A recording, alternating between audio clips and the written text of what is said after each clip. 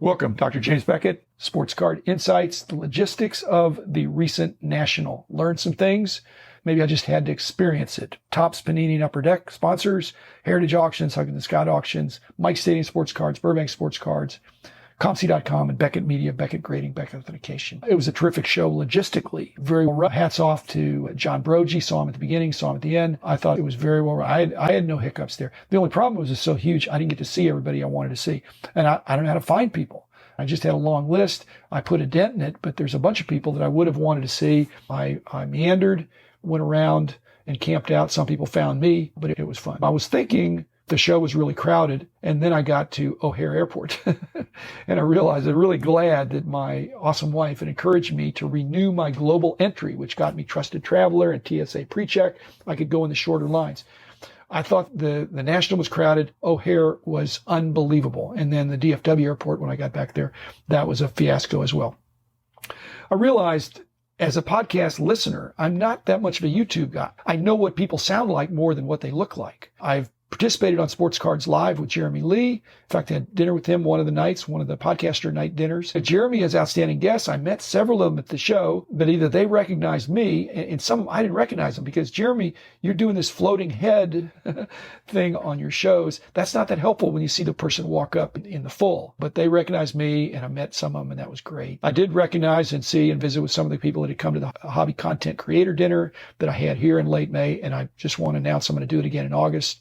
Did not get any podcasting done except for several guest appearances where everything was set up with the right acoustics and all that. I realized what I brought was not sufficient to provide enough quality. But on the other hand, I definitely got some great ideas and contacts for another year's worth of daily podcasts. I'm happy about that. I made some contacts. I met some people, and I just thought, am I going to pull them aside here when this is so busy and they're there to get cards and meet people and not go off into a quiet room to record a podcast that we can do next week, the week after, with an easy setup with better quality. Next year, I think I got to do trade night. I got to do something about trade night because that's too big a phenomenon. It's past my bedtime and I'm traveling light, so I wasn't going to bring anything, but I'm going to experiment with the Dallas show, Waters Creek, and just see if there's a way I can do that and enjoy and interact with some people in that way. As I said, I was in a bad chair, and when I told Chris at the Singles Club that this chair is bad, if a better one comes up, they were quick to think, this guy, not a huge spender, but I spent enough time there that I spent hundreds of dollars there. Let's just put it that way. So it was worth them upgrading my chair from one of the chairs as soon as it wasn't being used. It was slightly better. I won't say terrible food, but let's just say not great food during the day. But I brought some energy bars. First time I've ever done that. I had some great meals, social as well as food in the dinner. Those were mostly prearranged. So that was another highlight. It was just when there's cards around, it's hard to be purely social because there's cards there. You get away from the cards. It's just great to be in a different venue, away from the show, and just to enjoy the fellowship. One thing I learned, and I don't ask permission for this, I guess I would ask for forgiveness if it came up, but I bring some pencils to just very gently mark boxes in pencil that I've been through. With 40 football boxes I went through, I just put a little initial there or something in the corner so I can see that, I've already been through that, because it's impossible to remember that many boxes. I did bring my screwdrivers, found out that there's a 7-inch limit. If you bring a screwdriver more than 7 inches, they will not allow it in the carry-on. And one of my screwdrivers is 8 inches. So I checked my bag. That's why I check my bags, which really is haunting me now. Because all I did, I probably unscrewed about 20 cards that were in screw down that I needed Phillips, and I screwed them out and threw away. I don't really use those. And then I twisted or cracked another 20 with a flathead screwdriver and threw away those, because again, I don't do that.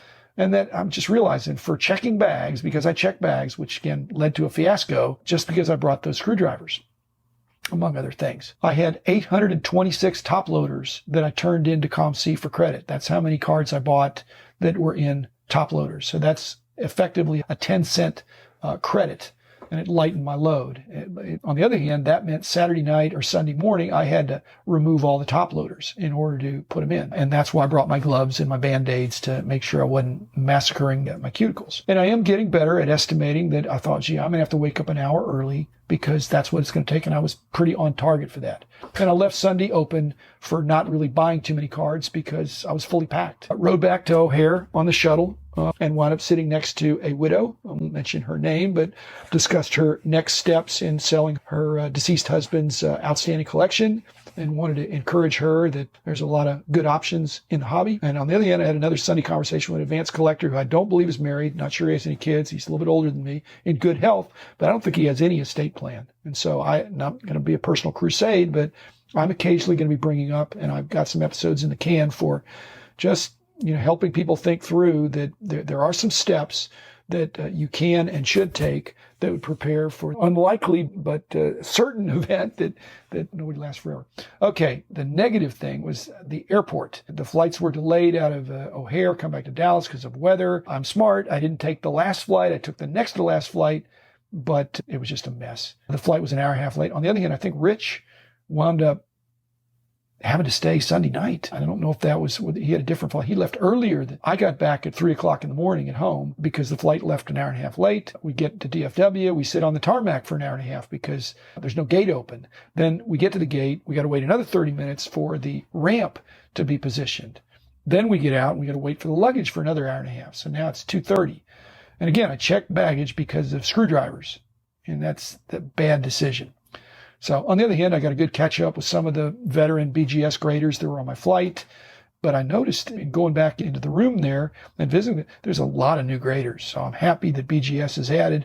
And yet a lot of my guys, or all guys, are senior graders now, and deservedly so. They've been there for 20 years. I thought about getting an Uber home. I wasn't going to let my wife have a horrible night of sleep, which she already got compromised because I was keeping her apprised. But my Uber, I got a new phone, and my Uber didn't work. My credentials, my password was not set up. And so that I'll get a cab. Then I found out the cabs were at least a half-hour wait.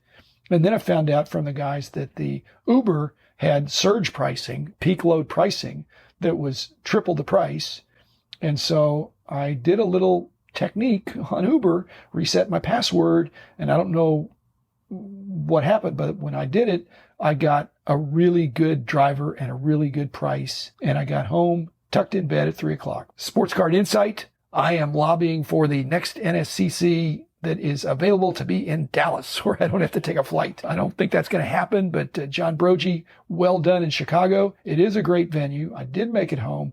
Atlantic City, not as excited about that, but I will be there. But I think it's back in Chicago, and I'm going to find a way to include Dallas in the mix. That would be great, because the worst part about this show were the airports. Other than that, it was a fabulous show. And if I didn't get to see you there, again, email me at drjamesbeckett@gmail.com. Again, there were several people. I'm not going to mention them here, but I just messed up. I got stuck on Sunday. Some of the people had already left. And I'm going to be probably a little more purposeful next time. I didn't want to overschedule, but I think I underscheduled. So thanks, everybody. Have a great weekend. I'll be talking to you on Monday. And again, this is really solidified. This is just the greatest hobby. And I'm glad so many of you were able to be there and see it with your own eyes. Half the people at the National apparently were the first National ever. I'd been to all of them, but to be the first one and to be this fabulous one was terrific. So hopefully it's bigger than better next year and the year after. So thanks, everybody. Be back again.